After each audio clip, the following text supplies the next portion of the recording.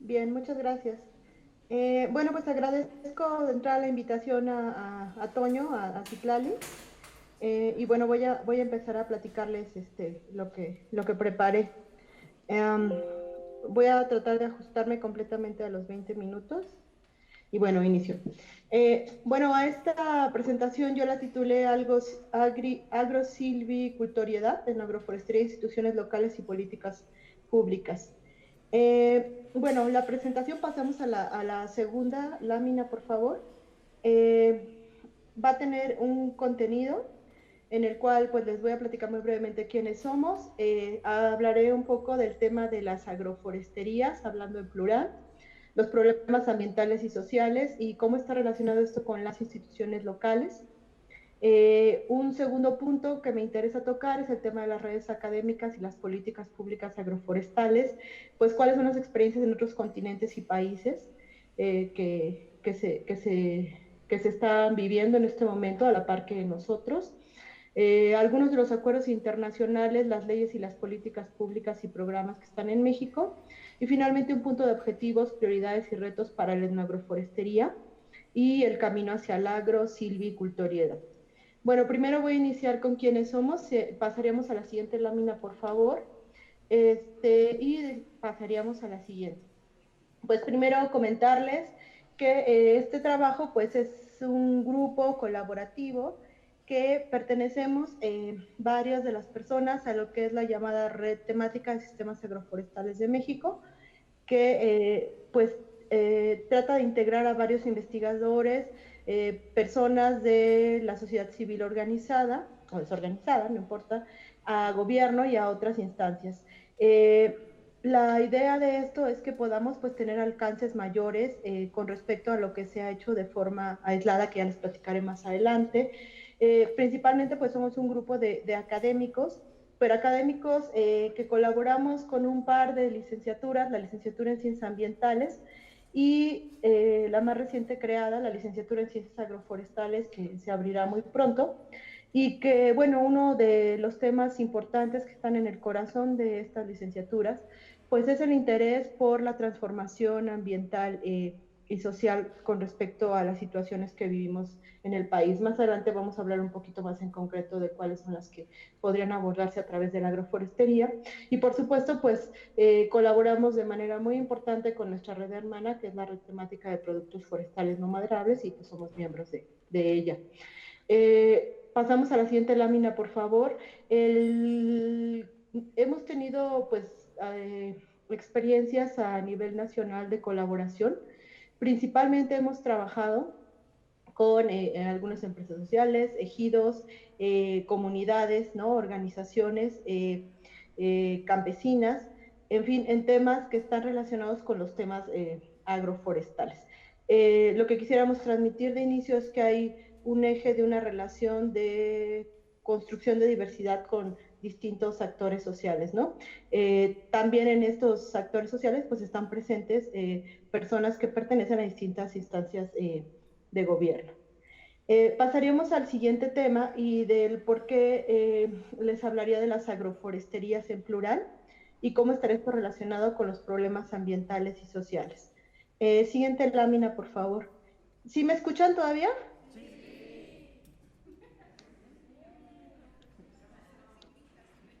sí, escuchamos. Ah, perfecto, dije ya se fueron. Ok, listo, sigo. Entonces, pues vamos a platicar aquí de dos o más orígenes de la agroforestería que actualmente tenemos o de las agroforesterías, que a mí me gustaría hablarlo en plural. Eh, una que tiene que ver con una agroforestería que se ha planteado en todos los textos y que además lo vivimos cotidianamente, que es una agroforestería que se le ha llamado tradicional, local, de pueblos originarios, campesina, o uno de los temas que nos parece importante destacar, o como lo hemos nombrado, como ciencia y acción, que es el tema de la etnoagroforestería. Y hay otra agroforestería que también se practica en este momento en varios lugares del planeta, digo, al menos otra, porque ahorita vamos a ver que esta agroforestería tradicional, local, social de pueblos originarios, campesinas, son muchas agroforesterías, Pero hay otra que también, pues, son otra poliagroforestería, que es aquella es basada en la ciencia. Realmente estas agroforesterías han tenido interacciones todo el tiempo, incluso mientras la ciencia agroforestal se propone que tiene alrededor de 40 años, ya está cumpliendo sus 40 años, en realidad su origen pues está basado en estas prácticas que se han realizado, se propone incluso desde el origen de la agricultura. Pero es importante contemplar ambas agroforesterías cuando abordemos el tema de las políticas públicas en particular, ¿no? Y simplemente pasamos a la siguiente lámina. Esta lámina, con lo que intento ilustrar, es que cuando hablamos incluso de las agroforesterías o etnoagroforesterías, estamos viendo una diversidad de personas, condiciones, situaciones, ambientes en los cuales se desarrollan, ¿no? Podemos verlas desde sistemas áridos, semiáridos, templados, húmedos, en fin, en todo el país, en sistemas de huertos, en sistemas de agrobosques, por ejemplo, de café, de piña, de cacao, en sistemas de zonas áridas, ¿no? Donde se ha planteado en otros casos que el agroforestado podría ser realizable y sin embargo está presente en estos lugares. También está presente como sistemas agro-silvopastoriles, con la presencia muy importante de animales, realmente de todos los sistemas agroforestales en general que hemos caracterizado tienen la presencia de animales, pero bueno, aquí el eje principal de la organización de la diversidad está relacionado con el tema de los animales, ¿no? De los animales domésticos. En fin, es un tema muy amplio, pero lo que me gustaría que quedara en la mente de todos es este ejemplo de diversidad que a lo mejor sin un esfuerzo de elaboración probablemente conceptual, epistemológico, cuesta trabajo integrar las distintas experiencias dentro de un solo concepto, ¿no? Platicaremos cuál podría ser la relevancia de esto para el ámbito de la política pública.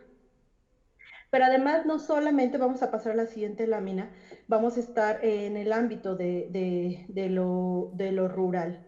Hoy sabemos que que México es principalmente urbano en este momento, podríamos hablarlo, o a lo mejor no urbano, sino que un importante número de habitantes, más o menos alrededor de probablemente entre el 50 y el 60%, pues están viviendo ya en los contextos urbanos y periurbanos en México y que muchas de las personas que nutren estos espacios pues son personas que provienen de las zonas rurales, con una memoria y una serie de conocimientos importantes, además de que las personas que habitan estas ciudades pues también están realizando transformaciones, además de que algunas veces pues la ciudad te cae encima en el ámbito del periurbano y entonces los sistemas que ya estaban en estos espacios pues siguen manteniéndose dentro del ámbito de la ciudad, pero en una nueva configuración de las relaciones, ¿no? En la imagen simplemente algunos ejemplos de lo que hemos podido documentar para el caso de la Ciudad de México, que al menos existen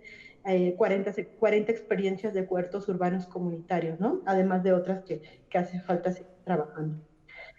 Pasaríamos al siguiente punto, que habla de la agroforestería y sus contribuciones a los problemas ambientales. Pasaríamos a la siguiente lámina.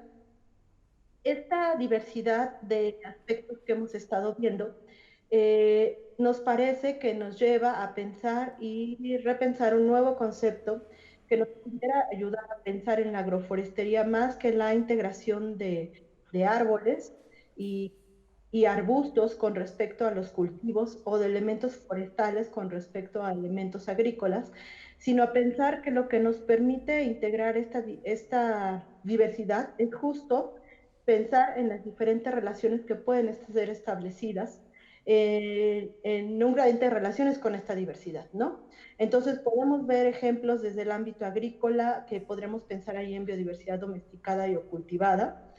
Del otro lado podríamos pensar en los elementos forestales, podríamos hablar de biodiversidad silvestre, alguna de ella bajo manejo incipiente. Y finalmente, un elemento que es fundamental y que suele desaparecer de esta relación y que desde mi punto de vista, pues efectivamente es la especie clave que la organiza, son los seres humanos.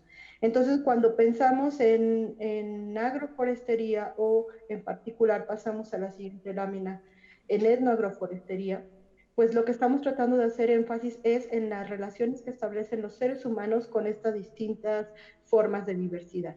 Es decir, nos lleva a pensar en cómo lo forestal, muy cercano a lo silvestre, al manejo incipiente, puede estar en sistemas eh, pues, manejados de forma intensiva, ¿no? Como son los ejemplos que podemos ver para el caso de numerosas terrazas, de varios sistemas que requieren una importante inversión, no en términos a lo mejor de agroquímicos, pero sí son intensivos en el sentido de la cantidad de horas que invierten las personas para poderlos mantener, la cantidad de recursos que deberán invertirse, ¿no? Incluso los huertos podríamos pensarlos como una forma intensiva o semi-intensiva dentro de este gradiente de condiciones, ¿no? Ya lo podríamos platicar.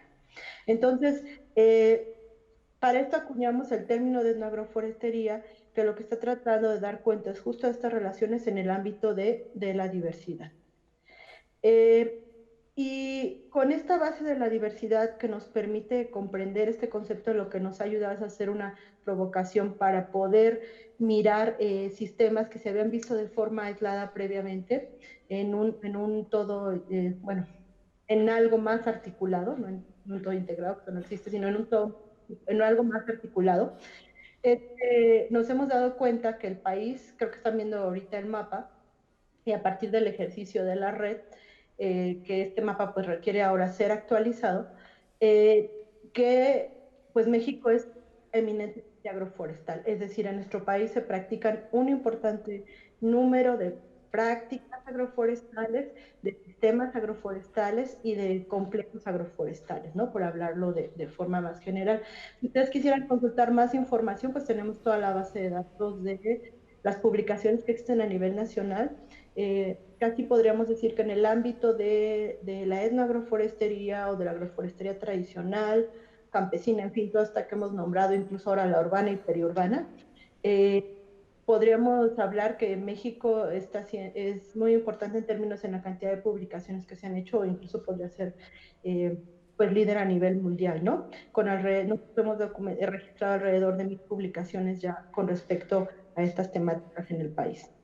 Eh, y justo esta forma de relación tan presente es bien, les decía que todo esto es bien importante y ya voy a pasar al tema de política pública porque creo que ya llevo 15 minutos. Ah, no, quedan 7 minutos, según yo, 8. Y todo esto es importante porque aunque este simposio principalmente está dirigido a las políticas públicas, como académica interesada en el mantenimiento de la diversidad, pero también de las relaciones establecidas de las personas con esta diversidad y de las propias personas, me parece que es fundamental comprender, además de estas estrategias probablemente de arriba hacia abajo, también aquellas que se construyen a escala local para el mantenimiento de esta diversidad en el largo plazo y de los beneficios que nos proporciona, que vamos a ver varios más adelante. Pasamos a la siguiente lámina. Esta relación que les comento, pues tiene que ver con lo que podríamos llamar instituciones locales, y me gustaría que pudieran ver un poco, con un poquito de detenimiento esta lámina, en el sentido de la forma en cómo las personas observan pues las distintas, alguno tiene un hongo, otro tiene unas semillas, otra persona está realizando un ritual en el ámbito de una milpa, otra persona está dentro de un estado de trueque viendo una planta, una teresita aquí cercana en Páscuaro, y otra está colectando. Y lo que me gustaría que observaran es justo cómo observan a esta diversidad cuando hablan de ella. Sin tratar de ser a lo mejor romántica como me lo podrían decir. Lo que nosotros hemos experimentado con estos distintos lugares en el país donde hemos realizado la investigación es que existe una forma de relación con la diversidad que permite establecer también esas formas de regulación a nivel comunitario.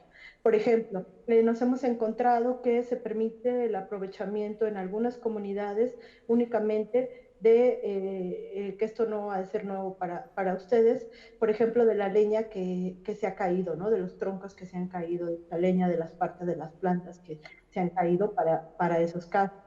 También que comúnmente cuando se decide abrir, por ejemplo, un terreno, se suelen dejar una serie de plantas porque se considera que son relevantes.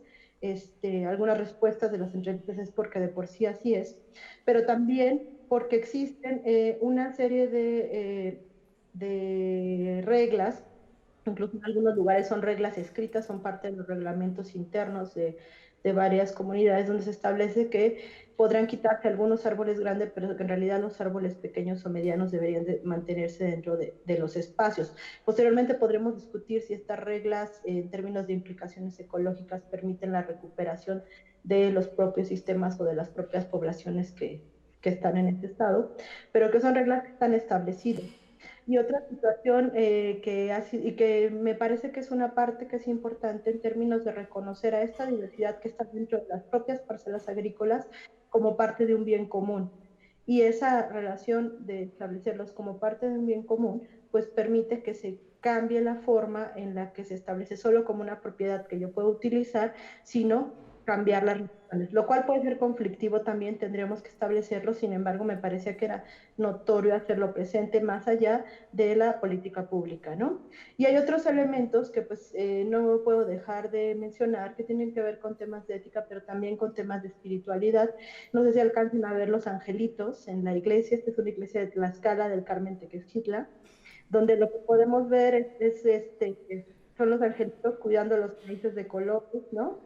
Las calabazas, las tunas, y pues finalmente hay un pino piñonero también en la localidad y están presentes, ¿no? Las piñas. Pero además los árboles, como en el caso de Oaxaca, y no son los únicos lugares donde están presentes, por ejemplo, estos famosos árboles de cruz, que ustedes lo pueden ver vestido, o bien en la entrada de las iglesias la presencia del maíz. Es decir, hay una forma de relación particular con temas espirituales que regulan también la relación con la diversidad y que cuando se establecen esas estrategias, temas, programas de política pública, pues es difícil o no está contenido, ¿no? En esa parte que me parece que es importante reconocer, particularmente para el ámbito de los temas agroforestales. Bueno, pasamos a la siguiente lámina rápidamente. Pues para ustedes no es una sorpresa, para esta audiencia, este foro, tenemos retos alimentarios, energéticos, ambientales y sociales, que existe degradación de suelo, escasez de agua, alteración de patrones climáticos, pérdida de agrobiodiversidad, pobreza, inseguridad alimentaria, que paradójicamente que producimos muchísimos alimentos, ya lo suficientes de lo que se proyectó para que se necesitaba para el 2050.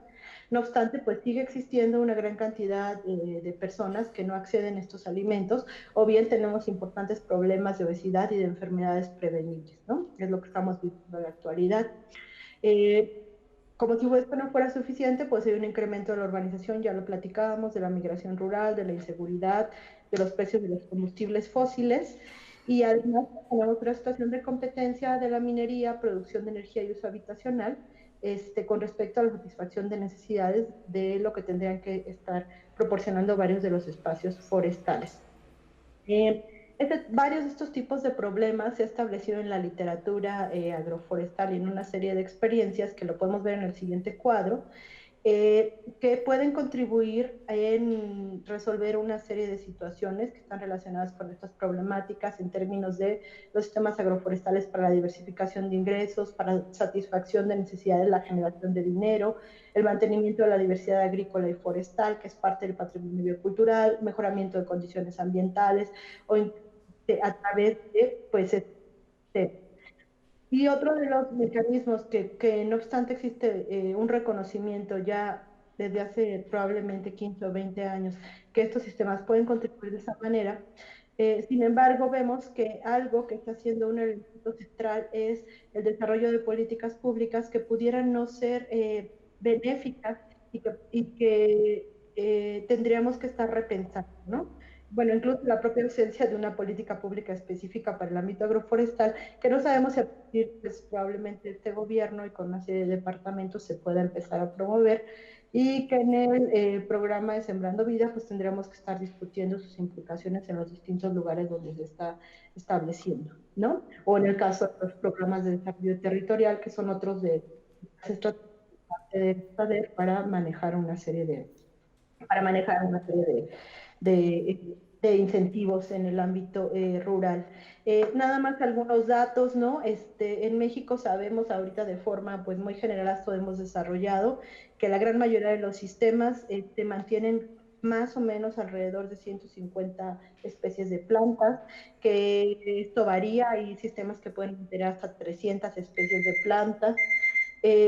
Ya estoy sobre tiempo, me voy a apurar, que esto también pasa con el caso de los animales y necesitamos entender más cómo está funcionando esto. Entonces, esto es importante, lo hemos documentado en sistemas en específico, ¿no? Como es el caso del Valle de Tehuacán, pero además estos sistemas no solo contribuyen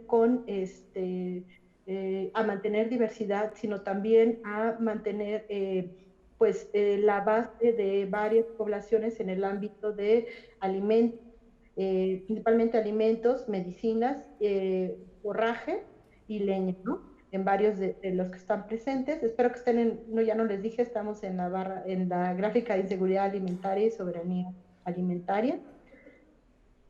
Ya llegamos hasta ahí, ¿ya? ¿Ok? Y bueno, y que además pues hemos documentado que pueden tener 15 tipos de usos a escala nacional, que no nada más lo que estamos mencionando, con la integración de los temas del ámbito urbano y periurbano, los usos se están incrementando, porque hay otros usos en esta relación en el contexto de las ciudades, pero también tenemos otros beneficios o contribuciones, ¿no? De estas formas, que también hemos documentado al menos 16 que están ahí presentes, y que, bueno, tienen que ver con los mercados, con el clima, con el manejo del suelo del agua y con una serie de situaciones. Pasamos a la siguiente y a la siguiente. Hay una lámina en la cual pues ya están presentes varias de las publicaciones en las cuales hemos sistematizado esta parte. Eh, Me faltan pues dos temas, voy a tratar de sacarlos rápidamente. Y bueno, todo este tema de los sistemas agroforestales y las políticas públicas es un tema que se está discutiendo a nivel global, no nada más en México, no es un tema solo para México.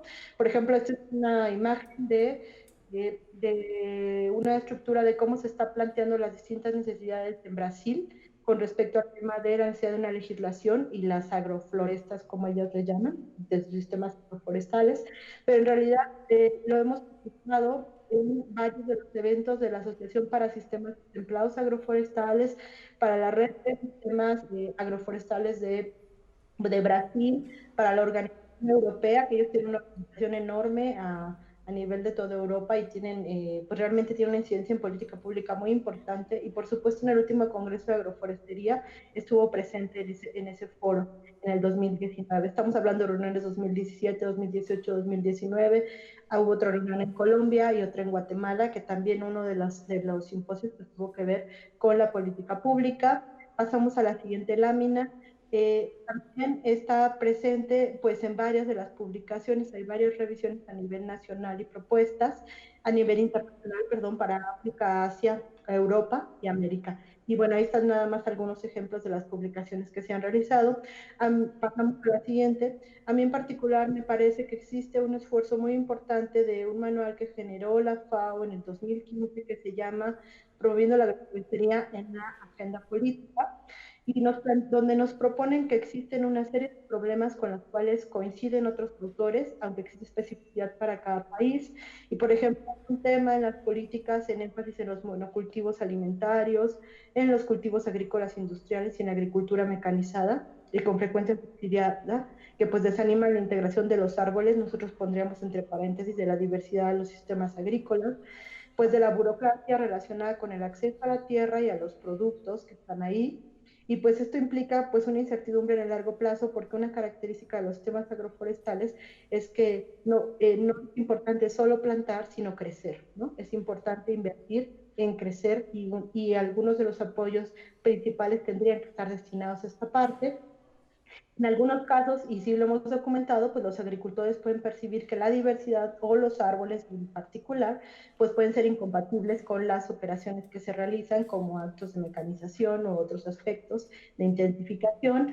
Pues algunas veces no necesariamente se benefician de los programas que se como otras empresas agrícolas sí se benefician de ellos. Hay un desconocimiento importante de las ventajas que puede tener la agroforestería y entonces se piensa que pues, únicamente tendría que estar relacionada con un sistema de subsistencia de baja productividad, pues muchas veces obstaculizado este tipo de propuestas. Esto estoy hablando a nivel global, pero nos daremos cuenta que muchas de estas cosas están sucediendo en México. Y pues esto es porque existe pues esta falta de comprensión, pero también porque no existe coordinación entre distintas instancias que están abordando el tema agroforestal, ¿no? Por ejemplo, en algún momento tuvimos el programa Pro Árbol y Pro Campo actuando al mismo tiempo, estableciendo incentivos de forma incluso contraria, ¿no? Contradictoria cuando se ejecutaban en el ámbito de estos sistemas y pues no se reconocen necesariamente los beneficios ambientales. Entonces no hay una inversión en largo plazo. Los gobiernos pues les gustaría ver que esto se reflejara de forma inmediata, ¿no? De manera general. Entonces, bueno, propondríamos que este tema de la agroforestería, que estas dolencias a nivel global en realidad son dolencias que también están presentes a escala nacional y que el ámbito de la política tendría que ser mucho más amplio, particularmente para los foros académicos. Y aquí pues, nos ponen una serie de crisis que ya no me va a dar tiempo de mencionarles. En el caso de México, vamos a pasar a la lámina de los acuerdos internacionales, las leyes y las políticas públicas y programas en México. En el caso de México, pues todavía estamos apenas terminando de entender cómo se va a establecer el ámbito de esta política pública. Nosotros hemos, algunas personas de Sembrando Vida nos contactaron para ver la posibilidad de tener algunos talleres, alguna información. Hemos estado trabajando en el Valle de Teotihuacán con distintos aspectos, en fin. Simplemente comentarles que lo que está pasando en México, por ejemplo, es que la gran mayoría de los incentivos están dirigidos a sistemas agroforestales muy específicos, que es el caso del café en particular. Entonces ustedes pueden ver en la nube de palabras cómo a partir de un análisis que se hizo en la literatura, en la serie de reuniones que se establecieron para entender el estado de la agroforestería en general en el país y que un rubro fue la política pública y las publicaciones científicas, pues que estos incentivos están específicamente dirigidos a algunos sistemas en particular, ¿no? Y sin embargo tampoco sigue suficiente, ¿no? En estos casos. El tema del agua está presente, el tema de la conservación está ahí, pero una gran ausente que nos parece es siempre, bueno, frecuentemente se está pensando en incentivar la creación de nuevos sistemas agroforestales y no necesariamente el reconocimiento de las prácticas que ya se realizan. Y esto puede tener que ver con la propia conceptualización que inicialmente planteamos, pero también pues tiene que ver con pues, las capacidades de los propios grupos de establecer la presencia de estos sistemas en estos lugares en la agenda política, ¿no? Y la visibilización de los mismos, el cual debería ser una estrategia. Entonces, ya para finalizar esta parte, pasaríamos a la lámina de objetivos, prioridades y retos para la agroforestería y agroforestería, y es donde planteamos a la agrosilvicultoriedad. Estamos planteando este concepto, es bastante inicial, hablamos relaciones todo el tiempo y de diversidad, entonces lo estamos planteando como una forma en la cual la comunidad académica podría establecer una serie de relaciones con estos proyectos e incentivar en el ámbito ya sea de la política pública o de las instituciones locales una serie de acciones para abordarlos. Estamos hablando del propio reconocimiento de los grupos relacionados con el manejo de estos sitios, del reconocimiento de la diversidad, de los ecosistemas en los cuales se establecen y de la diversidad de disciplinas con el énfasis del abordaje de problemas, ¿no?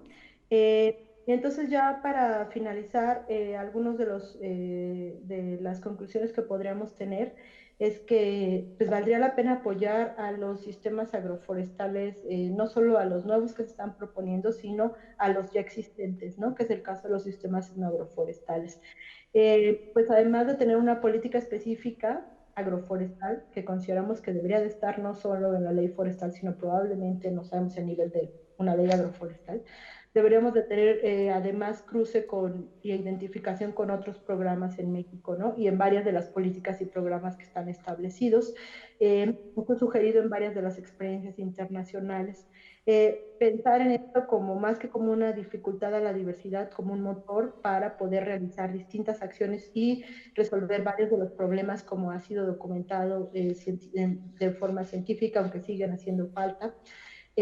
Nos parece que una actividad para los académicos y que ha sido muy provechosa para nosotros es encontrar aliados en las instancias gubernamentales para esta política y la búsqueda de la continuidad.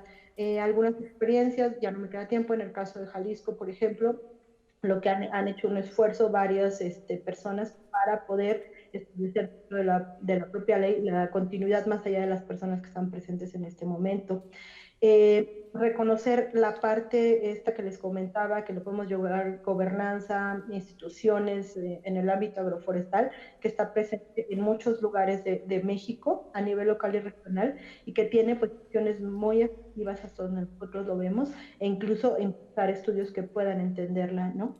Y pues finalmente integrar la política pública nacional, las experiencias de las instituciones locales en México y en otros países. Y pues ya con esto pasaría a la última lámina y muchas gracias.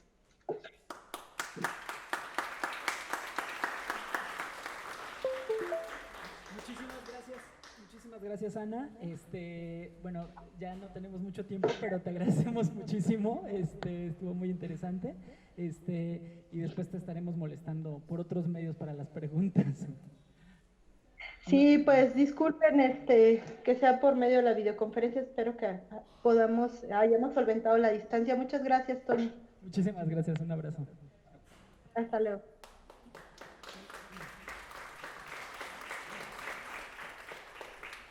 Bueno, la siguiente presentación va a ser una cosa mixta de tecnología. Tenemos aquí de manera presencial a Miguel Ángel Partida. Él viene representando un grupo de productores de mezcal de Zapotitlán de Vadillo, Jalisco. Y además, vía remota, está nuestro compañero Ignacio Torres García de la ENES Morelia. Entonces, esperemos que salga bien este arreglo mixto.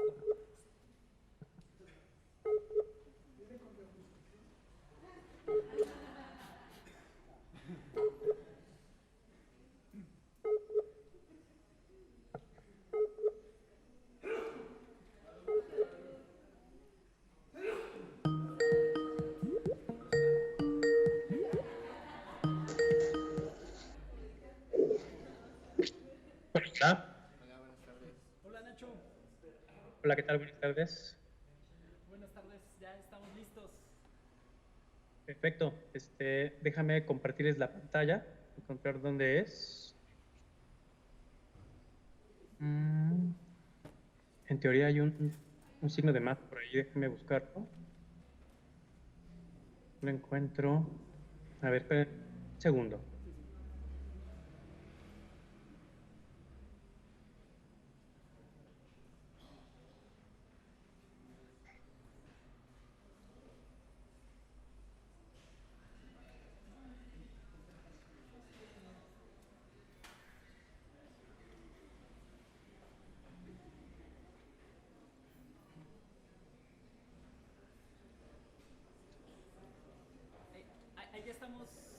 Ahí ya estamos viendo tu pantalla, Nacho. Muy bien. Perfecto. Sí. Muy bien. Pues, si quieren, comenzamos, ¿verdad? Sí, perfecto. Muy bien. Bueno, pues buenas tardes. Saludos desde Morelia. Esta presentación pues la vamos a dar Miguel Ángel Partida Rivera, que está por allá. Muy buenas tardes, Miguel. Él es un mezcalero de Zapotitlán de Vadillo, que yo creo que ya todos conocieron, y un servidor, Ignacio Torres, de la UNAM Morelia. Ambos pertenecemos a una asociación civil de reciente creación que se llama Manejo Integral y Local de Productos Agroforestales. voy a comenzar esta exposición comentándoles un poquito sobre las denominaciones de origen, que es un tema que en México últimamente ha sonado mucho con distintos productos, pero que en particular y desde hace algunos años, pues los destilados de agave han recibido estas denominaciones y tomado de la página del gobierno podemos encontrar esta definición que nos habla sobre lo que entienden ellos, que justamente estoy usando las palabras literales que están en la página y lo voy a leer. Entendemos como denominación de origen el nombre de una región geográfica del país que sirva para designar un punto originario de la misma cuya calidad o características se debe exclusivamente al medio geográfico. Esto es lo que podemos encontrar en la página del gobierno actual. Les comparto también una definición muy general que me voy a hacer también leer, que dice así: la denominación de origen, indicación geográfica utilizada en la producción, utilizar un producto que tiene origen geográfico concreto, cuyas cualidades, reputación y características se deben esencialmente a su lugar de origen. La indicación geográfica generalmente corresponde a un nombre del lugar de origen de los productos. Una indicación geográfica o denominación de origen otorga un derecho y protección a los procesos de fabricación y materias primas del producto, impidiendo su uso si no se cumple con las normas aprobadas. Esto es la definición de una denominación de origen según el libro. La historia de las denominaciones de origen pues es bastante añeja. Hablando, por ejemplo, de las más añejas, pues podemos hablar del vino, que todo esto comenzó, me parece que en Portugal. Sin embargo, les pongo el ejemplo de los vinos de Francia, que pues me parece que son más de 46 distintas denominaciones de origen, y podemos ver pues toda una diversidad de regiones, de geografía, de distintas latitudes, distintos colores, y estamos hablando solamente de una sola especie de vinífera, pero de muchos procesos y de muchas variedades y de pues una cuestión biocultural muy importante que se formuló para poder proteger estos procesos, estas regiones, estos productos que tienen que ver con un producto agrícola en este caso. En México, en 1974, la primera denominación de origen de México, que ya se imagina cuál es. Esta denominación de origen, desde el 94, tuvo su norma, que es la 006, y ha tenido pues muchas modificaciones, muchas adecuaciones. No sé si pudieran apagar su micrófono de allá, porque me escucho acá como al doble. Sí, y de repente, si te puedes acercar un poquito más, porque de repente se deja de oír. Ok. Sí, y también. ¿Aquí me escuchan bien? ¿Sí me escuchan bien aquí? Sí. Bueno, sí, seguimos. Estas normas justamente son las que especifican, definen y delimitan lo que es el tequila, cómo se debe hacer, quién lo puede hacer, de qué está hecho. Sí, sin embargo, por distintas cuestiones que tienen que ver con la comercialización principalmente, con la intensificación de esta producción, pues se ha llegado a adecuar estas normas para adulterarlo legalmente, el tequila, ¿no?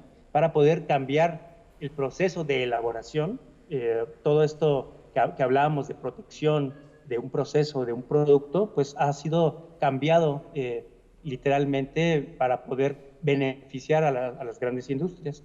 Y, por ejemplo, en la norma 006 en 2012 se elimina la frase agaves maduros, lo cual tiene pues una complicación bastante interesante que ha definido actualmente la gran crisis que existe de agave tequilana en el presente. Solo estoy diciendo los puntos como más álgidos de cada una de estas normas.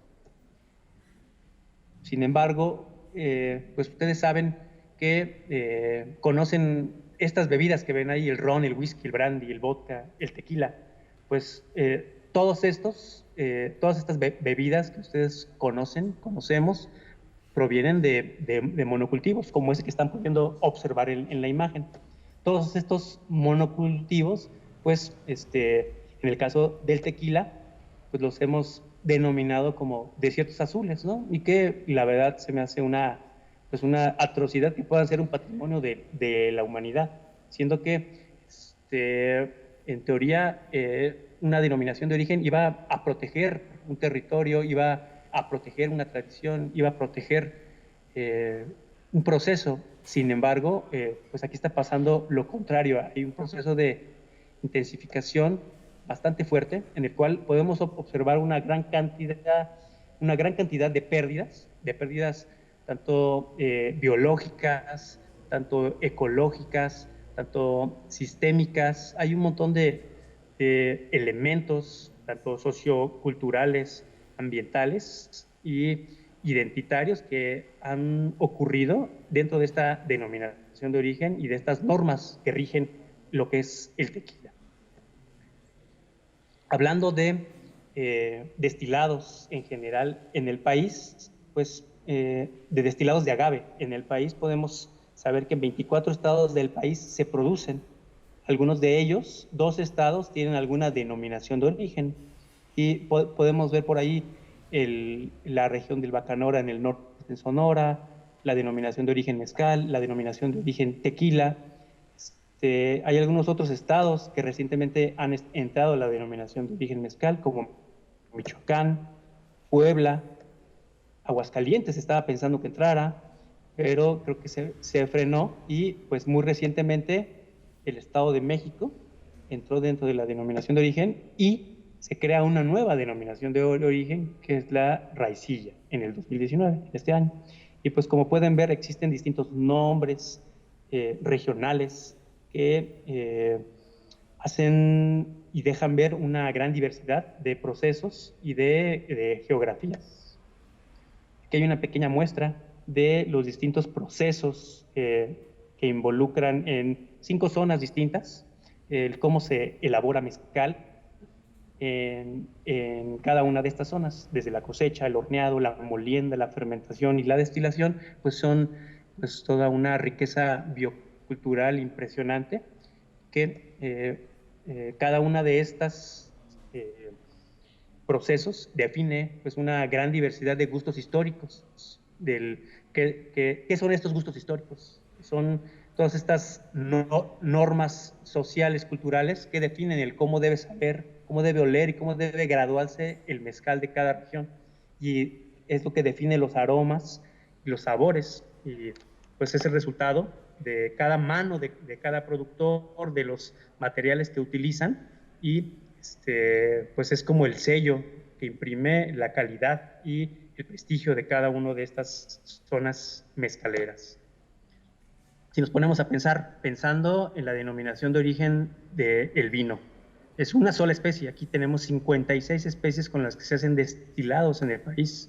24 estados están involucrados, un montón de municipios, un montón de gente, y hay un montón de diversos procesos tradicionales. Nos ponemos a pensar, pues tenemos ante nosotros la bebida alcohólica más diversa de todo el planeta, hasta ahora que yo conozca.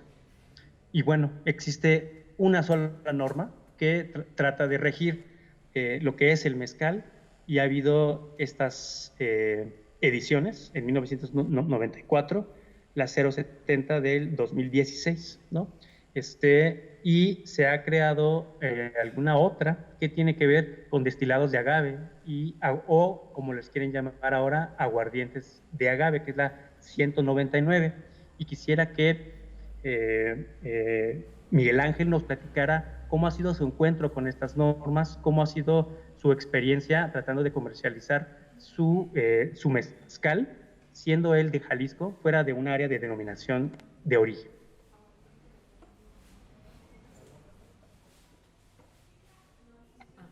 Bueno.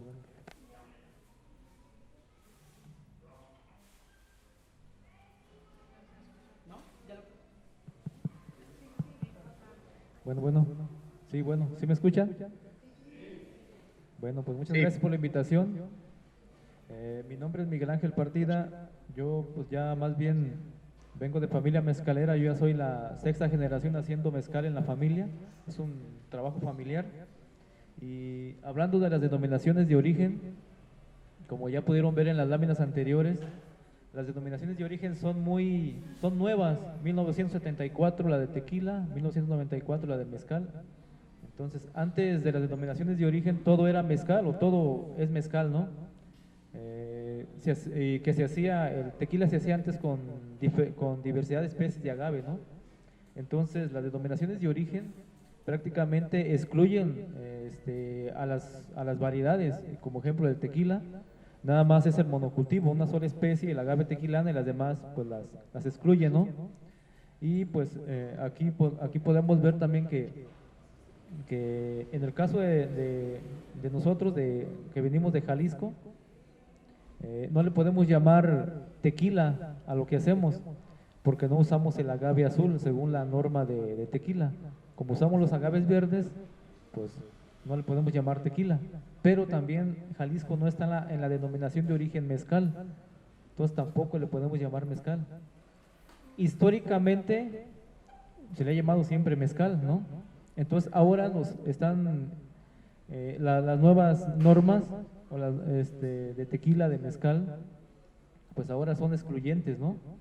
Son excluyentes, y también pues hay un despojo de no poder utilizar la palabra mezcal, ¿no? Entonces, pues lejos de beneficiar al pequeño productor, pues lo acaban de fregar más, ¿no? Ahora resulta que últimamente nos quieren normar a los que estamos fuera de las denominaciones de origen. En un principio diciendo que no le podemos llamar mezcal, que le tendremos que llamar lo que viene siendo comil, cosa que no procedió gracias a mucha gente que apoyó esta oposición, y pues ahora nos rige una norma que es la 199, en donde le tenemos que llamar deshelado de agave, y actualmente la modificaron a que le tenemos que llamar aguardiente de agave, ¿verdad? Entonces, es como si ahorita a mí o a alguien de ustedes les dijeran, ya no te puedes llamar Luis, ahora te vas a llamar José. O sea, desde ahí hay una desventaja, hablándose en lo de los mezcales, que no puedes decirle, pues te traigo un mezcal, ¿no?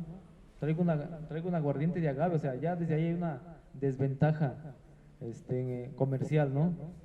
Entonces, pero son cosas como ilógicas, ¿no? Pero que pues la industria siempre nos quiere como normar, ¿no? Para que no seamos competencia, ¿no? No seamos competencia de los grandes, ¿no? Y pues las denominaciones de origen, o más bien en la del mezcal, pues debería ampliarse a los 24 estados, ¿no?, que producen mezcal. Debería ampliarse, pero pues no hay esa disposición de los que ya están dentro. ¿Por qué? Porque hay un conflicto de intereses económicos, ¿no? Entonces es difícil que se amplíe a más estados, ¿no? Y pues también lo que decían hace rato, aquí está Ana, decía pues que debemos de conocer pues las leyes, ¿no? Las leyes que nos benefician, ¿no? Entonces, pues es un derecho hacer lo que estamos haciendo, ¿no? No estamos haciendo una actividad mala, ¿no? Entonces es una actividad lícita. Entonces, pues ahí es donde debemos de aplicar pues las leyes, ¿no?, que defienden lo que hace, ¿no? Lo que hacemos en las regiones. Y pues también pues estamos a tiempo de proteger, ¿no?, el patrimonio biocultural, ¿no? Pero principalmente proteger al patrimonio viviente, que son los productores, ¿no? Porque si esto desaparece, vamos a decir, hay que proteger ahora sí a los productores, hay que proteger ahora sí la diversidad de especies de agave, pero ya van a desaparecer, ya va a ser demasiado tarde. Entonces, pues estamos a tiempo de hacer algo, ¿no? Y pues le cedo la palabra ahora sí al doctor Nacho para continuar. Muchas gracias. ¿Me escuchan? Sí, muy bien, Nacho. Muy bien. Sí, bien. Perfecto. Pensando también en esta pues gran diversidad de especies, también quiero plantearles un esquema más o menos de pues el manejo que están teniendo esta diversidad de especies en el país, contraponiéndola con la del tequila, que en el tequila pues se excluyeron más de 10 variedades en un principio con las que se hacía tequila o vino de mezcal de tequila, y que en México se han registrado 56 especies para producir destilados. De estas, 37 son extraídas exclusivamente de poblaciones silvestres. Son un montón, que son especies que tienen su biología muy particular, su distribución, sus interacciones ecológicas y biológicas que ni siquiera conocemos y ya se están extrayendo para poder tener mezcales raros en su mesa, ¿no? Solamente 12 especies tienen algún tipo de manejo, ya sea un cultivo intensivo, ya sea tolerancia, fomento o algún tipo de manejo agroforestal. 4 especies se cultivan intensivamente en monocultivos, como ya pudimos ver algunas de ellas. Sin embargo, pues hemos documentado que existen pues muchas otras formas de cultivo que pues son formas de cultivo tradicional, mucho más diversas, mucho más complejas, mucho más dinámicas, sistemas agroforestales que son parte de pues toda una soberanía alimentaria, que son parte de un sistema de rotación de cultivos, de plantas silvestres que pues están interactuando con los elementos naturales del ambiente y que pues forman parte de un agroecosistema y que pues existen algunos otros como estos nuevos agrobosques que les presento, en el cual pues se utiliza la masa forestal para poder cultivar de cierta manera agaves silvestres como estos que les presento de agave cupreata, que hay algunas otras imágenes de este tipo de agrobosques que son unas formas pues muy radicales de producción, que son mucho más amables con el ambiente y que conservan altos niveles de diversidad de las especies nativas. Son ambientes en el cual pues, se conservan procesos, se conservan especies y que pues son parte digamos que participan también, no solamente para producir mezcal, sino hay una gran diversidad de recursos, como podemos observar aquí, hay plantas medicinales, hay palmas, hay pinos, especies maderables que pueden ser utilizadas dentro de la economía familiar. Supongo que Ana les platicó de todos estos beneficios ecosistémicos que les estoy yo mencionando. No voy a detenerme a mencionárselos, ahí los pueden ver. Y pasando un poquito hacia Jalisco, para enseñarles un poquito lo que hemos encontrado sobre pues, agrobosques relativamente nuevos que tienen que ver con la producción de destilados, en el caso de la raicilla, en Jalisco, con la agave maximiliana, que hay algunos otros ejemplos de este tipo de agrobosques que pues, se están estudiando actualmente. También en la costa de Jalisco, con agave angustifolia, hay otro tipo de sistemas pues, bastante interesantes que apenas se están conociendo. Y Miguel les va a platicar un poco de cómo llevan a cabo su manejo en Zapotitlán de Badí.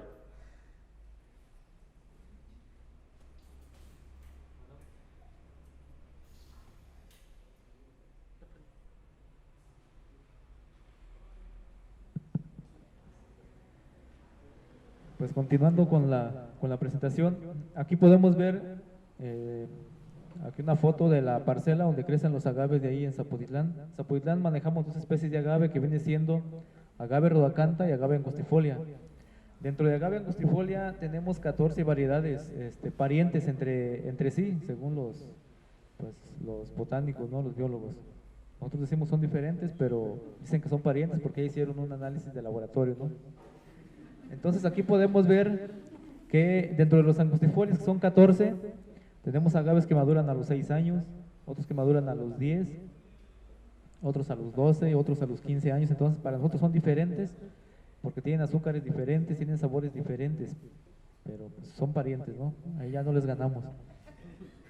Lo que estamos haciendo nosotros es reproducir el agave por semilla y por hijuelo. Por hijuelo lo usamos para hacer cercos vivos en las laderas, para como cercos de la parcela, para que no pase el ganado. Y pues también por semilla estamos dejando reproducir 2 variedades al año de cada variedad para reproducirlo por semilla, para que sea más resistente pues a las plagas, ¿no? Porque también nos recomiendan que si lo hacemos nada más por hijuelo, pues con el tiempo la planta se llega a desgastar y va a ser vulnerable a plagas, ¿no? Entonces es una manera de que la planta sea resistente. Actualmente son agaves verdes que crecen en las faldas de los volcanes de Colima y pues son muy duros, tienen la fibra muy dura, entonces llega en este caso la plaga que la trae el agave azul, se le llama el picudo, llega, muerde, está muy duro, vuela a otro, entonces se va realmente a los agaves que son muy blandos, ¿no? Y pues aquí en la parcela tenemos el agave entre el frijol, maíz, la calabaza, el chile. Entonces cuando ya el agave lo cosechamos, el siguiente año sembramos maíz, frijol, calabaza y chile, y donde teníamos sembrado maíz, frijol, calabaza, entonces lo vamos rotando, ¿no? De tal manera que siempre la tierra está fértil, ¿no? Y de esa manera no agregamos abonos químicos ni otras cosas. Entonces pues todo es natural y orgánico. Aparte pues de que siempre usamos agave maduro para que sea una muy buena calidad de mezcal. El mezcal se elabora de manera muy artesanal, cocido bajo tierra con leña, fermentación natural, no es inducida, no se agregan azúcares en la fermentación, en la destilación no se agregan alcoholes ajenos.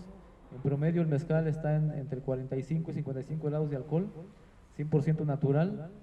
Y pues la importancia de los mezcales artesanales. ¿Por qué el boom del mezcal? ¿Verdad? ¿Por qué el mezcal está de moda? Bueno, para nosotros nunca ha estado de moda, siempre ha estado con nosotros, ¿no? En los rituales, en las bodas, en las fiestas, ¿no? Que actualmente la gente lo empieza a conocer, es diferente, ¿no? Pero el mezcal tiene ese boom porque ha conservado su calidad desde siempre, ¿no? Comparado con el tequila, que la calidad cada vez es más baja porque tiene un mercado enorme que hay que surtir, ¿no? Entonces, pues por eso es por eso lo empiezan como a voltear a ver al mezcal, ¿no? Aparte también que hay un manejo agroforestal, ¿no? Muy interesante, en donde hay conservación de especies de agave, de árboles de la región, de aves, ¿no? De los suelos, y usamos también un trampeo natural de las plagas, ¿no? El mismo agave crudo lo ponemos en un recipiente, le ponemos agua y azúcar, se fermenta, llega la plaga, se mete a comer, y ahí cada 8 días estamos haciendo monitoreos y ahí naturalmente estamos controlando la plaga. Aparte que dice mi papá, pues aquí estos agaves tardaron 15 años, dice.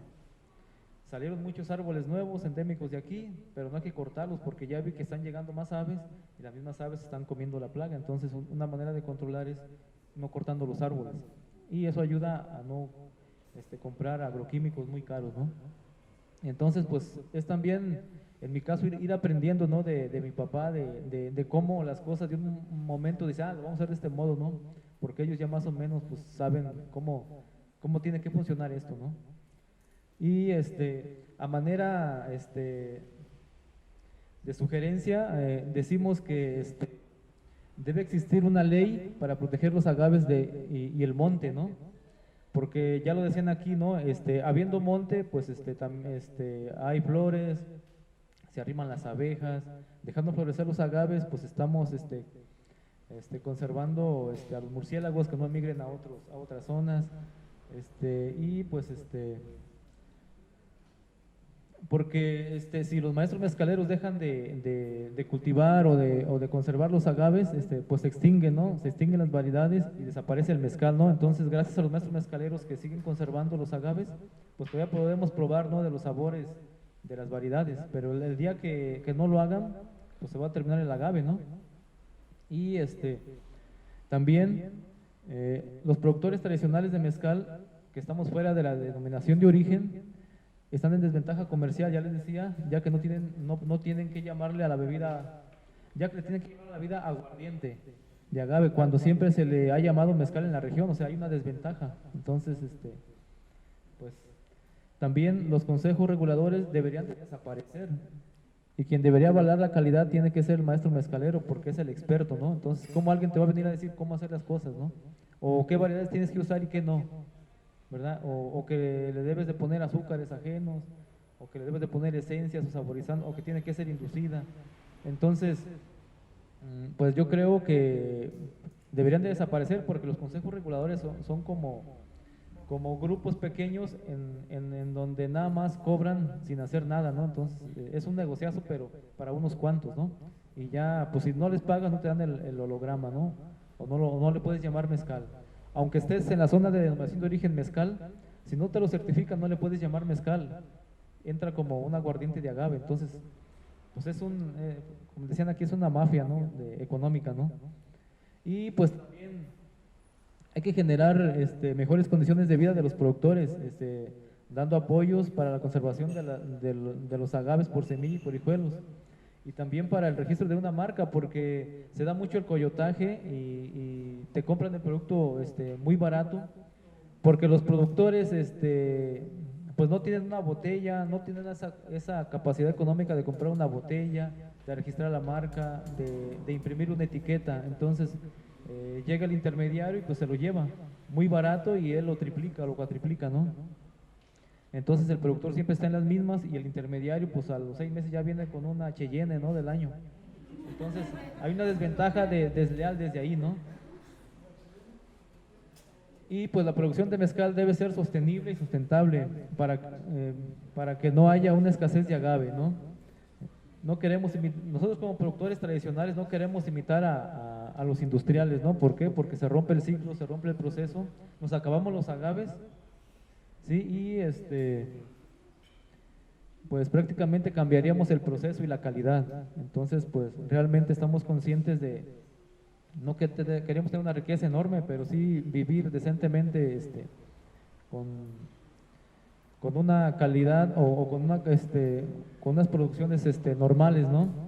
En mi caso, nosotros estamos produciendo al año 2,000 litros de mezcal, pero también necesitamos tener o dar un precio justo, ¿no?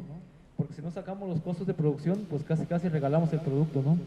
Muchas veces dice el productor, es que pues te lo voy a dar barato porque pues no tengo botella, no tengo etiqueta, te lo doy a mitad de precio, ¿no? Entonces, ya desde ahí pues el productor no tiene manera económica de seguir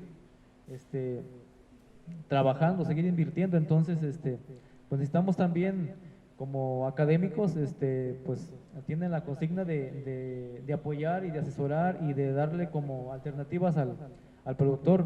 Entonces a nosotros nos ha ayudado mucho pues que se acerquen los académicos y nos hagan ver la realidad, ¿no? Y por dónde darle. Que muchas veces dicen, no, pues la tenemos que hacer de todo, no sabemos de leyes, pero tenemos que entrar, no sabemos de análisis, pero necesitamos investigar qué análisis se tiene que hacer, no sabemos la norma de etiquetado, pero lo tenemos que hacer, ¿no? Entonces, como productores, se abre un abanico, ¿no? Tienes que ser experto en muchas cosas o conocer para poder, pues vender legalmente, ¿no? Y para terminar,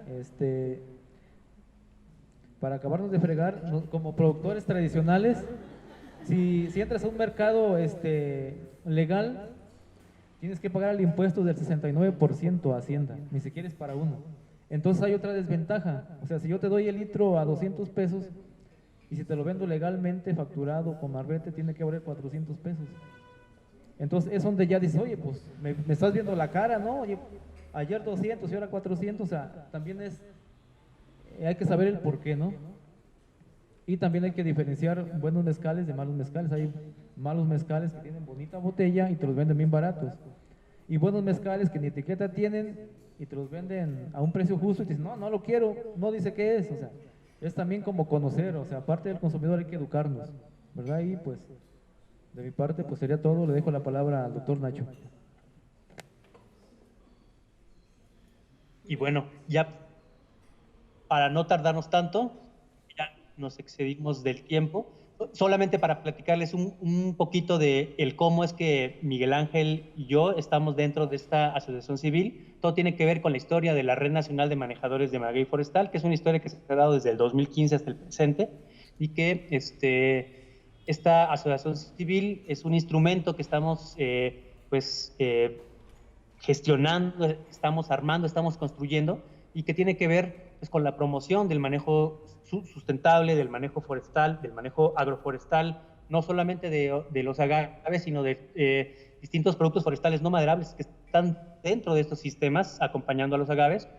Es un proyecto que incluye el concepto de equidad socioambiental, cuestiones de comercio justo, y nos interesa mucho promover el intercambio de conocimiento, el poder llevar a cabo un diálogo de saberes horizontal, a grandes rasgos.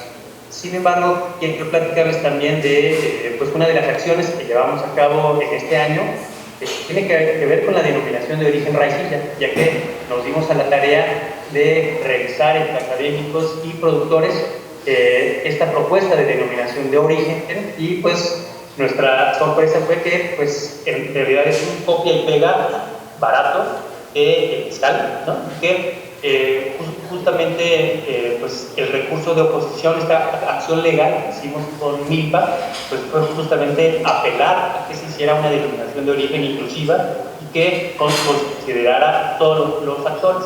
Sin embargo, pues nuestro recurso de oposición fue desechado.